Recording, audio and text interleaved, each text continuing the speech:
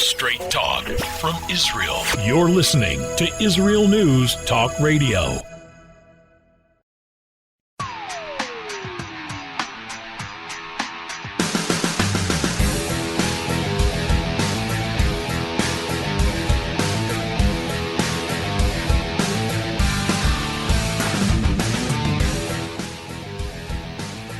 It is a beautiful Sunday afternoon here in Israel.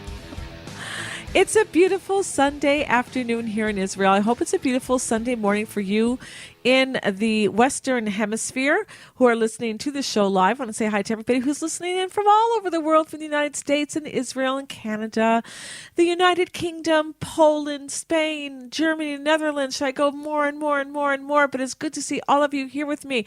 Please, please, please, if you're listening from another venue, like TuneIn or someplace else that's not on our website, come to our website and just come into the chat room, even anonymously, and say hi. I'd love, love, love to see you in the chat room and just to say hi. And if you don't mind, also share what country that you are listening in from. I want to say hi to also everybody who's in the chat room today. There's a lot of news going on, and it is distressing. It is absolutely distressing, starting out with the terrible killing that took place by a policeman kneeling on the neck of someone pleading for their lives. And now the country is literally on fire from city after city after city. War in the streets. And that's what I was just thinking, that is war on the horizon, both in the streets and in the international arena? Because everything is heating up, and put on top of that the pandemic. You see people marching in the streets, rioting, or whether some might be peaceful, but others aren't. And how many, some are with masks. I'm wondering, maybe they're being good citizens wearing the masks in that sense, because they don't want to be recognized, and that's a good excuse to be able to wear your mask. But what is happening there on the streets of the United States, in the main cities there, in many of the main cities? And what about China and the United States? Is war heating up there? And is America ready for a war if something does happen? And is China behind some of these protests that's happening in the States domestically as well? Also, the pandemic is rising its ugly head again as restrictions are being eased and people are let out of lockdown. Israel's numbers are going up again of people who are contracting COVID-19. What is going to happen? This is war that we're all in. We'll be right back. Always challenging the status quo. Hello, I'm Rod Bryant on Beyond the Matrix here at IsraelNewsTalkRadio.com. I want to encourage you to listen each week, every Wednesday at the same time, for an amazing show that will challenge you, inform you, and inspire. News, views, and wisdom for the nations here on IsraelNewsTalkRadio.com. Don't forget, Beyond the Matrix every week, Wednesday, here on IsraelNewsTalkRadio.com. Be biblical. Be beautiful. Wear your crown. Wrapping is my crown. Do what married Jewish women have been doing for thousands of years. Celebrate the art of head wrapping. I'm Andrea Grinberg from Rapunzel.com. We have beautiful scarves, stunning accessories, scarves for faith, scarves for healing, and scarves for fun. Rapunzel.com. That's Rapunzel with a W. Or click on our banner on the Israel News Talk Radio homepage. Rapunzel.com. Beautiful scarves, stunning accessories paired with tutorials, support, and a vibrant community to give you everything you need to start and perfect your head covering journey. Don't forget, join the Rapunzel community group on Facebook to see, learn, and share your beautiful wraps. That's Rapunzel with a W on Facebook. I love Rapunzel. I love Rapunzel. I love Rapunzel. Get 10% off your purchase with promo code RADIO. Go now to Rapunzel.com.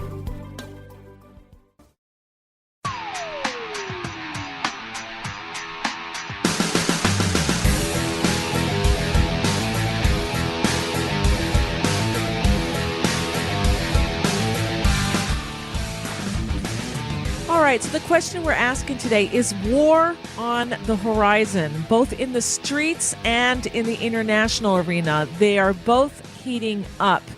And put on top of all of this, the corona pandemic that is going on around the world, which is, I think it's adding fuel to the fire as well. And even here in Israel, just to give you an update, on Saturday night here in Israel, the Prime Minister of Israel, Benjamin Netanyahu, got up on the air live and said that we are going in a reverse pattern now because of the release of the lockdown and because of the loosening of the restrictions that people are going out, kids are back to school. Because of this, there's been a sharp spike in the coronavirus now in Israel, and he says that we may have to go back under tighter restrictions again. So we're watching what's happening there as well. All of this is what we're going to be talking about, this and the riots in the United States, what's going on in other parts of the world as well. How does it affect us? Our guest today is Dr. Mordechai Ben-Menachem. He is a researcher, former lecturer at Ben-Gurion University, and has authored over 70 books and 400 research papers on science, history, and more. He commentates on Mideastern world issues. Welcome to the show, Dr. Mordechai Ben-Menachem. Thank you. All right, so there is trouble, just like spin the globe and put your finger down. And everyone's affected by the pandemic, and China, which is where it started, is now, there's a lot of problems with China. If you want to put them in the mix here, with tensions between China and the United States, with their economic war that they're having there. Some people are even saying that some of the rioting that's going on with the in the streets of the United States is being fueled by China, that they're somehow helping there. And in the streets of Hong Kong as well, there is rioting there, and the people are uprising. So let's start there. The changes in Hong Kong that we're seeing are affecting all of us. So why don't you explain to us how and how that affects us? Well, what happened, just in terms of the basic facts, China basically reneged on its agreement with the UK and with the world. The agreement was colloquially called One Nation, Two Systems, where the Chinese mainland would have one system and Hong Kong would have a separate system, allowing the people in Hong Kong to maintain a very high level of freedoms, not only economic freedoms, but also political freedoms. And China has just passed a new law, which they're calling national security law, basically reneging on all of those promises concerning those freedoms. And the immediate effect of that was to halt the recovery of raw petroleum prices. Petroleum prices had dropped precipitously, as everyone may recall. They're starting to recover. This has stopped that recovery, which puts the entire American shale industry, which supports hundreds of thousands of families, if nothing else, as well as making the United States energy independent, it has put the entire American shale industry in dire jeopardy.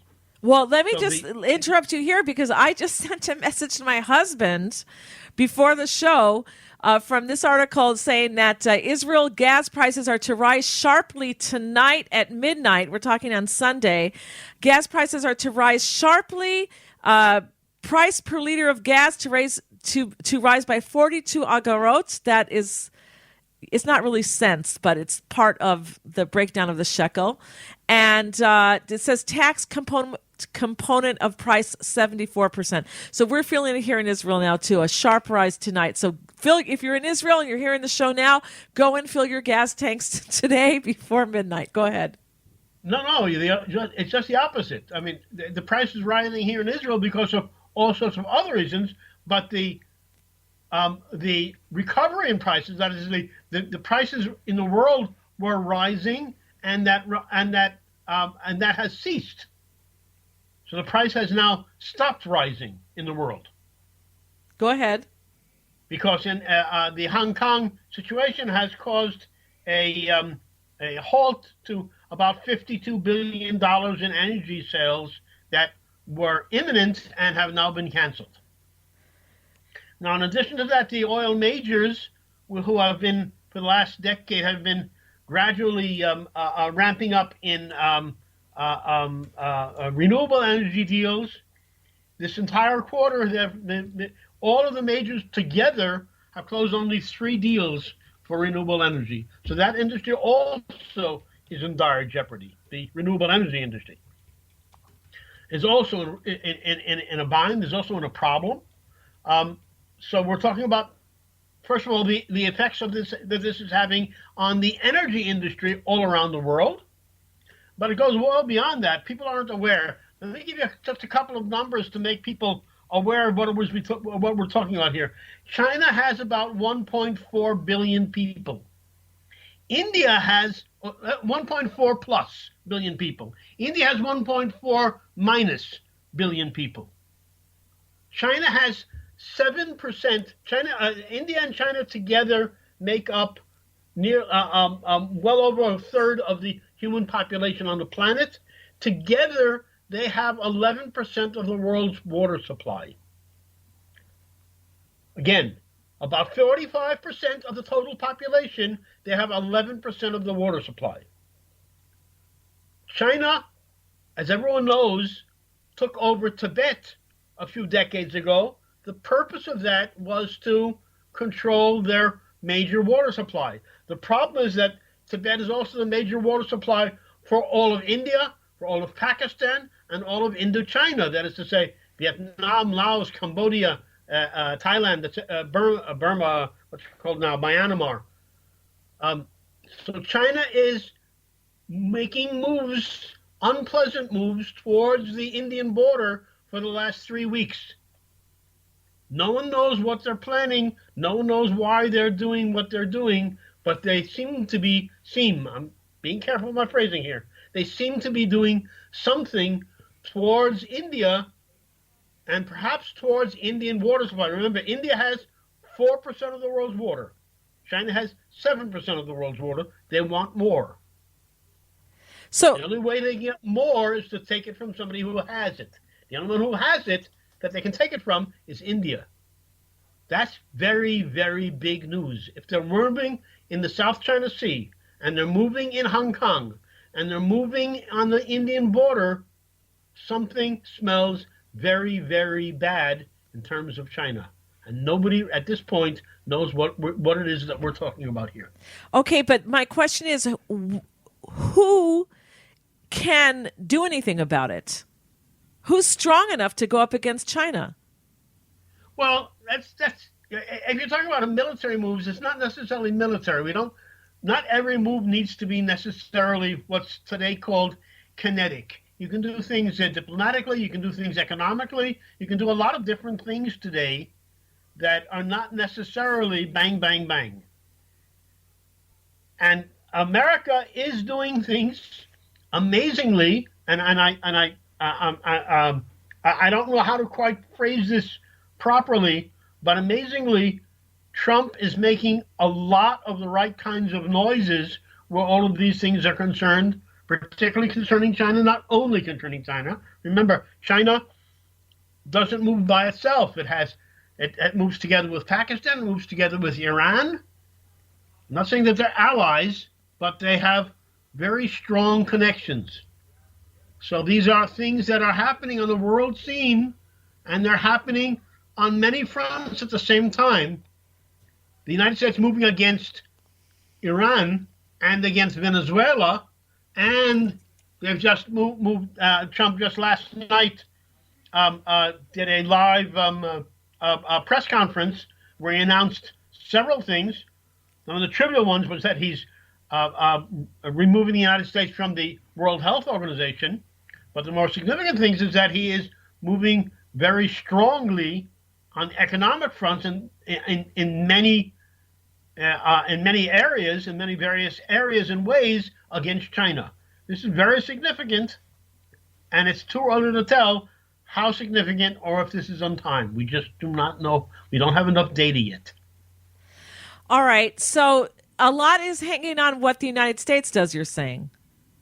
Correct. But he's got his hands tied now with his own people who are against him. who are setting businesses on fire. The latest news now is that a synagogue in Los Angeles was also set on fire, attacked. And he's got to quell this. And if the people themselves are attacking and setting fire to police stations, as we saw in Minnesota, and setting police cars on fire, as I saw on the news in Los Angeles, and they're not even afraid with a place that has weapons and trained people how to use them. They're not afraid to attack those, as we say in Hebrew, kol sheken. Of course, they're not going to be afraid to attack Jewish places, Jewish people, even the White House, and any place that they want to.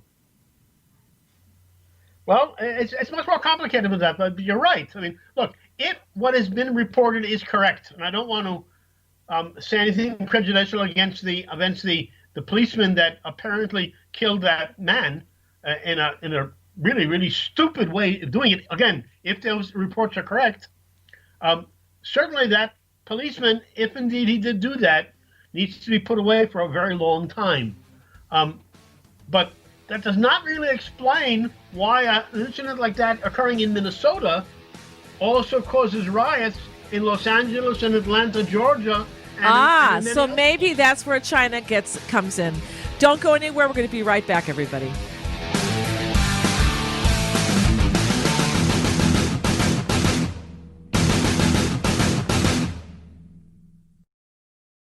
Shalom, everybody. Making a difference often takes just one moment and one person at a time. I am Orly Benny Davis, your show host on Israel News Talk Radios from Jerusalem with love.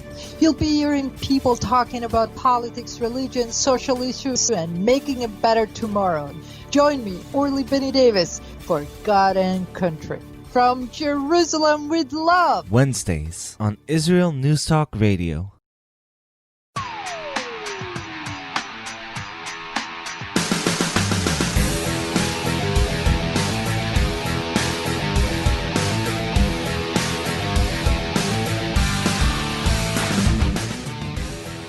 All right, we're back here at the Tamar Yonah Show on IsraelNewsTalkRadio.com, and is war on the horizon? And we're talking about not just the streets, but in the international arena as well. And as we were speaking with our guest, Dr. Mordechai Ben-Menachem, in the last segment of the show, he was talking about China and their stronghold on, of course, Hong Kong and the people there and their rights there and how it's affecting us. And right before the end of the break, Dr. Mordechai Ben-Menachem, we were talking about what's happening. And I had made a comment because somebody sent me something this morning, which was very interesting. I didn't know I told him I'm not going to give an opinion on it because I don't have enough facts on both sides. However, he did mention something about that some people are saying that China is involved in the unrest in the United States. And I had a little bit of a disagreement with our guest, Dr. Mordechai Ben-Menachem, during the break. And I was saying that if I were China and I wanted to get Trump out, I would be doing everything in my power to fund these groups like Antifa and the Democratic Party and all of these, the Black Lives Matter, anything that's going to be a bone in the throat of President Trump. And but you disagree with me, Dr. Mordechai Ben-Menachem. So state your case for our listeners. Well, first of all, the kind of things that you're saying, it's pardon me if I phrase this politely. That's the kind of thing that one would expect from people that have, grown up with Alinsky, grown up with Marx, grown up with Lenin. That's the kind of stuff that they did, and that's why they're all a bunch of jerks and failures, because they did do things like that, and all of those things generally backfire. So it's like let's assume, just for the sake of an argument, that the idiocy that the Democrats tried to promote about the so-called Russian collusion, that any of that was correct. As soon as it was discovered, it would have had the exact opposite effect of what they wanted. So if China was to do something as stupid as that, and I'm not saying they aren't, I'm just saying it's really dumb to do that. And they were to be discovered at any level, that would ensure 100% that not only would Trump be reelected, but he would be elected with a landslide, and he would take total control of both houses of Congress. Maybe if that was 10 years ago, but today the population is so dumbed down and so anti-patriotic and anti-American and globalist in their education today. Be a citizen of the world. America is evil. It was created by white slaveholders. They're told the most terrible things about America. They're told even the things that we cherish, like our freedoms and like the chance to be able to become a millionaire, all the freedom it gives us. They're saying it's evil. The rich people are evil. We should take their money. They should give it to us, blah, blah, blah. And as my next guest after you come on, Schiffer Hoffman always says, the Constitution is only as strong as the people who are willing to go out and defend it. And so when you're saying that, when these things are discovered, if China's ever discovered behind this, nothing's going to happen to China unless people are going to rise up and say, we won't tolerate this. But the majority, the popular vote was not won by Donald Trump. It was won barely by Hillary Clinton, but probably even more now because it's been another 4 years and more kids have grown up who have the right to vote. And now they want to have voting ballots over there that are mailed. You don't even have to show up. And they're going to do everything by hook and by crook. I have to take my side in this, that it could be very well that China might be involved in funding some of these groups to make Trump's life miserable and to fight on that battlefield as well. But go ahead. No, I don't think there's any chance of that. The Chinese play a very long-term game. They think in terms of hundreds of years, not in terms of today and tomorrow. Yes, Trump is a thorn on their side, but they figure that he will die long before they will, and they're probably right about that as well. I don't think China. I don't think any real long-term international player would be stupid enough to do a thing like that, unless they're Europeans, because the Europeans have always been stupid. But that's besides the point. People like the Chinese, they don't look at the next 2 years. It's just not on there. It's just not the way they do things. Okay. I will say something else altogether, though, and this is much scarier than what you just said, actually, and that is that there is some evidence, and I'm phrasing this very, very carefully now. There is some evidence that if the Wuhan virus was indeed a manufactured virus and not a natural virus, and that is a big question mark there. If it was indeed that, there does exist a possibility that part of the program was to key the virus along some sort of racial lines. And it turns out that that is not impossible to do, because different races on the planet tend to have different blood characteristics, and a virus, at least in theory, this has not been done yet, but at least in theory, a virus may be able to be keyed to certain racial characteristics. Now, one of the things that has promoted this, and as a matter of fact, Trump mentioned this last night in his address, one of the things that's promoted this is that as bad as the Wuhan virus was in Wuhan, which is a very, very large city, 11 million people, it didn't occur at all in Beijing or in Shanghai. Right. There were almost no cases throughout China. Yeah. In China, it was totally contained. But it spread like wildly throughout Europe. So what does that mean?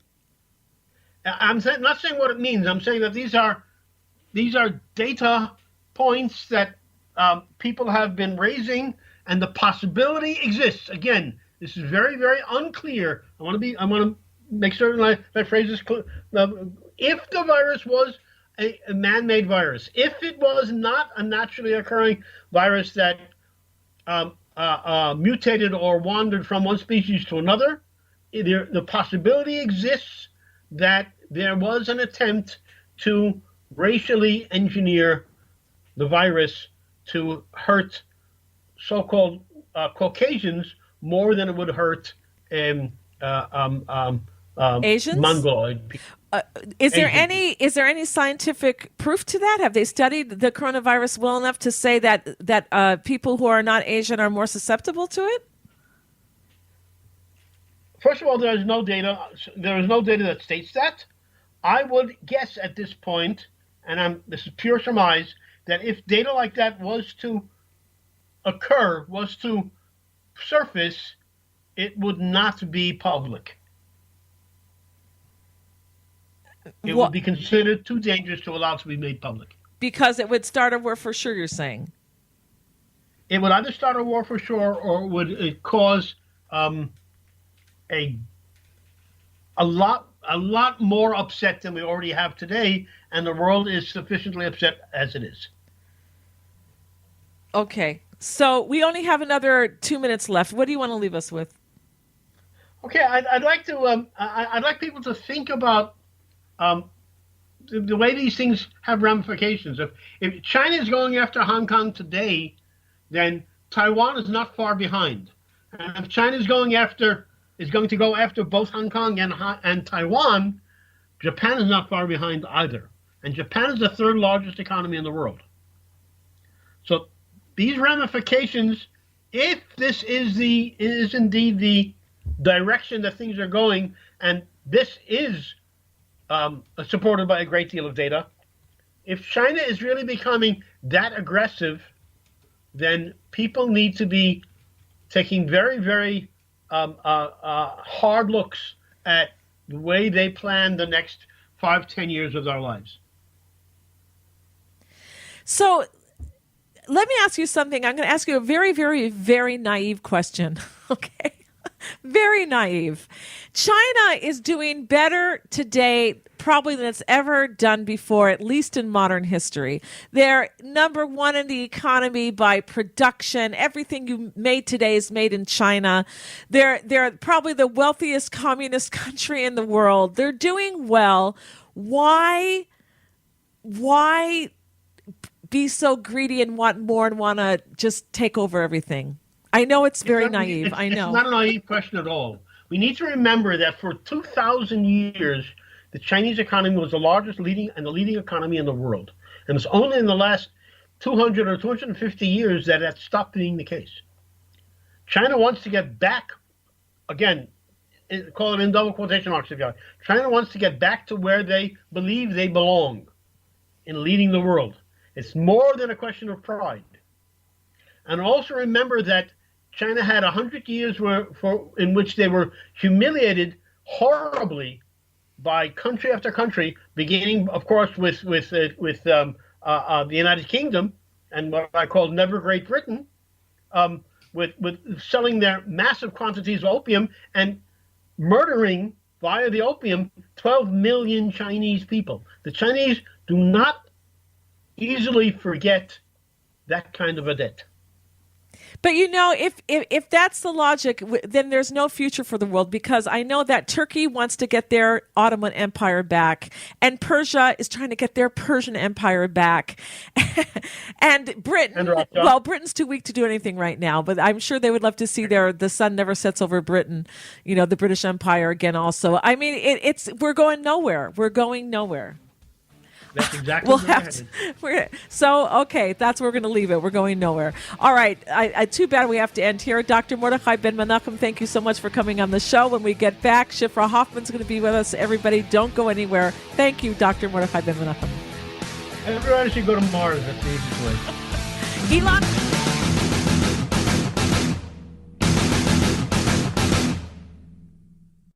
You're listening to Israel News Talk Radio. This is Shai Ben-Tekoa, and each week I'll be webcasting to you from Judea, origin of the word Jew, a people besieged and beleaguered in every generation. Nazi Germany's but a memory, but in its place the world invented the phantom Palestinians as this generation's internationally authorized Jew killers.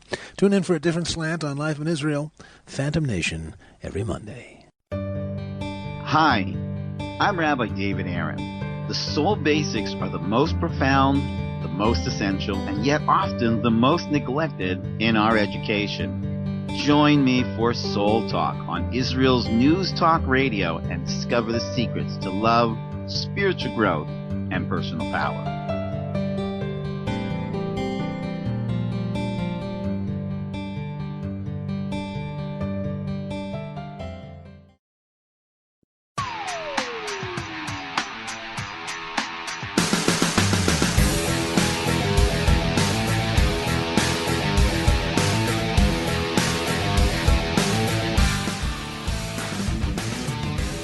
All right, we're back here at the Tamar Yonah Show on IsraelNewsTalkRadio.com. This is a live show. If you'd like to call in and join us on the air, feel free to do so. Our numbers are on our homepage at IsraelNewsTalkRadio.com. At the very top of the page, you'll find our numbers there. Feel free to call in. But if you are, call in now so we can make sure to get you on in time before the show ends.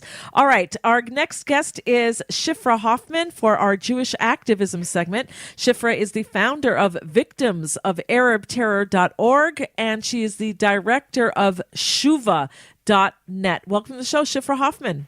Thank you, Tamar.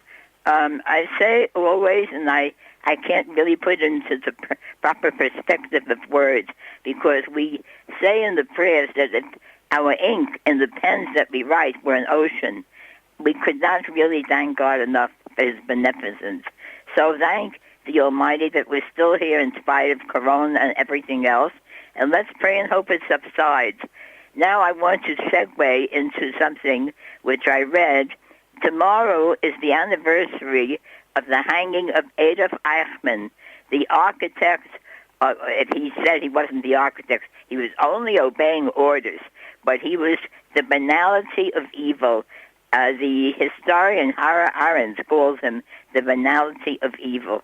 And his last words, unbelievable, he said that he was not to blame, the superiors, he couldn't do anything, he had to obey orders. At some point he said he thought maybe he'd take a pistol and shoot himself. But of course that didn't do, because it was better to kill 6 million Jews. And then, in the end, just before he was hung, he had the gall, the chutzpah, the unmitigated gall, to say he believes, l'havdil elef havdalos, he believes in God. What an animal. All right, and so to mark this anniversary of the hanging of this Nazi war criminal, what do you say to do? Well, first of all, he was just not an ordinary Nazi. They were all Nazis, excuse me, and they should have been captured before them. He was captured, at least he wasn't, dying of old age. There are so many around that die of old age, or if they make a show trial, they try them when they're 92 years old. Isn't that wonderful? For all the Jews and babies, millions of and unborn babies that mothers are carrying that they killed, they die a Nazi at 92 years old. Now is the time to get them all. Don't waste time on the trial. Just get them and give them the justice they deserve. They deserve to be hung, just like Eichmann.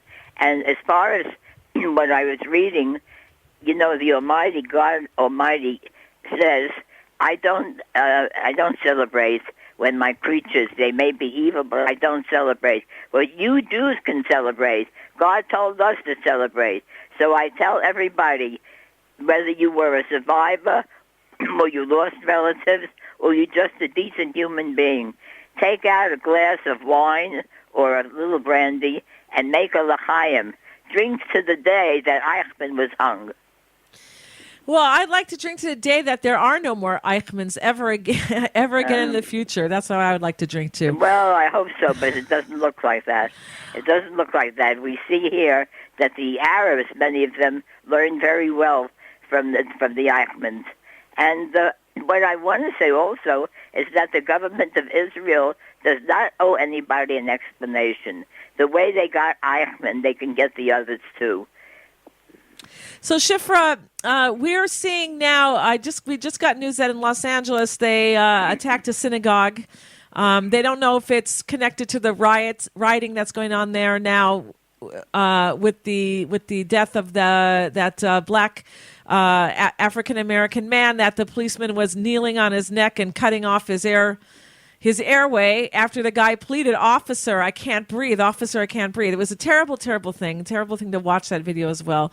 And yes, we don't have all the facts, but in any case, there's terrible writing going on there right now. And I'm thinking, if they are burning down police stations and burning up police cars, and these are places where there are weapons there are people trained to use those weapons, and they're not afraid to attack those places, woe to the Jewish people who are living in the United States, and if they ever turn their heads towards them. And as we see, the synagogue was just now attacked. If they're not afraid of the police, they're certainly not going to be afraid to attack Jewish people's homes. What do you have to say about all that? Tamar, dear, it's been going on for quite a while now.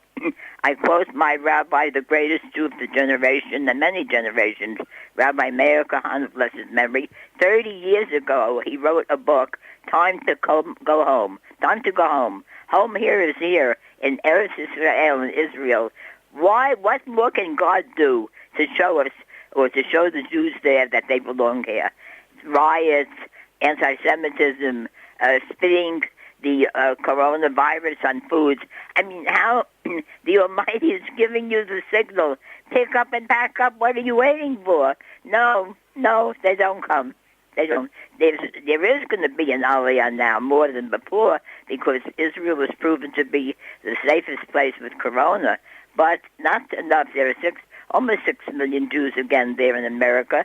And you, Tamar, and I, and the people who know, we tell them, we urge them. But we are just, we are just Jews trying to be good Jews. God Almighty told them in Torah, you have to get out, like he told Abraham, get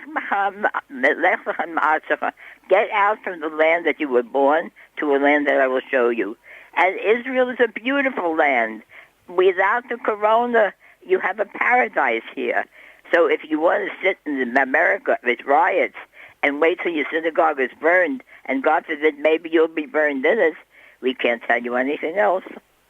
Well, businesses are being destroyed. I would think that if I were, God forbid, somebody who was a victim of a killing like this, an unjust killing, that I would want hospitals in my name. I would want a justice committee to be formed to weed out, policemen who are overly violent or any bad seeds, and not have people lose their businesses, their livelihoods, people being burned out. This is not anything to honor this man. This man's death, which is what they say they want to do. They want justice. They keep saying, we want justice, justice, justice. I don't see that as getting justice by burning people out. First of all, if they are burning the Jewish businesses, again, I repeat. Well, they're burning everyone's businesses, not just targeted Jews. Well, everybody. I don't worry about the world. The world doesn't worry so much about us. I'm talking about Jews. Jews can come here now, take their money, build a nice house, rent an apartment, or rent it out and get your own apartment. There are so many options that we didn't have. I'm sure you didn't have, and your father, who's a Holocaust survivor, certainly didn't have the option to have everything handed to him on a silver plate. After Auschwitz and all the horrible concentration camps, he has to fight here yet to fight off the Arabs. So you Jews have it here, and you don't want it, and you're telling God, oh, don't bother me, go away, it'll pass. And that's what they said in Germany. Oh, yeah, Hitler's an aberration. He'll pass. He passed right over them, didn't he? Okay, now I want to say in the few remaining minutes how people who are thinking of Aliyah but have not done anything yet in the diaspora, in countries outside of Israel, now is your time to go to the local office of Nefesh B'Nefesh, which helps new immigrants to settle in Israel. You have to open the file. Don't think the last minute when you're ready they're going to jump and say, okay, you get on the plane. You've got to go through a process. This is the time you should do it. And also, if you have money in the bank, take it out and give it to one of your relatives or children with you as a double signatory. Because when the money runs out, and it's not going to just run out, they're going to take it out. You'll be lucky if you can get out without your money. Shifra, you couldn't have said a more apt thing, because I have a wonderful, wonderful friend right now who is trying to make Aliyah, and she's getting caught in the bureaucratic and it can happen to anybody. So everybody thinks, oh, I can just go whenever I want That's to, right. but you can't. So that's why I tell people, start the process now. Make a target date. If the date comes and you're not ready to go, so you don't go. No one's going to put a gun to your head and force you to get on a plane to make Aliyah and move to Israel. But get the paperwork done. You need letters, and you need forms, and you need to go to the police department to show that you have no criminal record. And if you have do, to prove that you're Jewish. there's lots of things you have to do, and it takes time. And like even with the pandemic, even the Israeli embassies and the Israeli consulates are closed. You can't even get to see anybody over there to get things done. So you've got to get this done now, even if you don't think seriously, oh, I'm not really going to go, but do it. You never know. Things are changing so quickly. Okay, now tomorrow I'd like to... You have 60 seconds, only 60 seconds. Yeah, I would like to put a word in. Not all the news is bad. I read that some of the leftists of the leftist organizations that hate Israel and work against Israel, Jewish leftists, they said we can't live here because it's not a democracy. They don't allow us to say that the founding of Israel was a Nakba, what the Arabs call a catastrophe. So they're moving. Oh, I was so sad they're moving out of Israel. Hey, guys, take all of them with you. Wherever you're moving, go. All right, Shifra Hoffman, if anybody wants to contact you, they can do so at hoffmanshifra@gmail.com. You can also send me an email, tamar@israelnewstalkradio.com, and I'll forward everything to her. On my book, through me or through you. My book is getting wonderful reviews, and I think you'll like it. All right, I'm still waiting for your book, Shifra. I'm still waiting for your book. Oh, you get a complimentary. All right. Thank you, everybody, for being with us. God bless you. Keep safe. Keep safe. Keep safe. Thanks for being with us.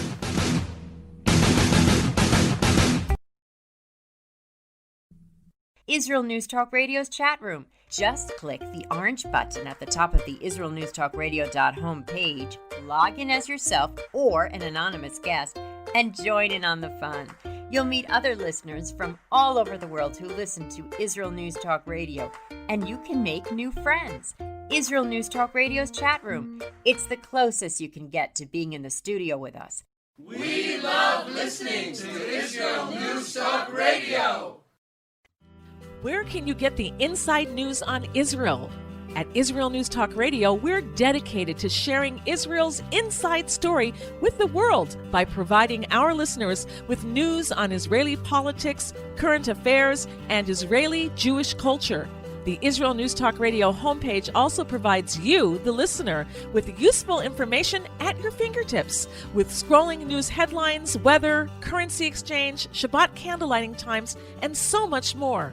Our radio programming is always accessible and on demand. We operate absolutely free of charge for everyone, everywhere. If you love what we do, partner with us now by becoming an Israel News Talk Radio supporter. With your support, you'll be inscribed on our Israel News Talk Radio Wall of Fame. There's nothing like us in the world. Be part of something great. Israel News Talk Radio. Straight talk from Israel. If you love Israel News Talk Radio, then you'll love our Facebook page. We keep you up to date on what's happening in Israel, plus little surprise treasures that we don't share on the radio. Go now to follow us on Facebook. Just look for the Israel News Talk Radio Facebook page, and don't forget to subscribe and follow us by clicking on the like button. We post great stuff there that you'll want to share. Israel News Talk Radio on Facebook and Israel News Radio on Twitter. News, opinion, and more. You're listening to Israel News Talk Radio.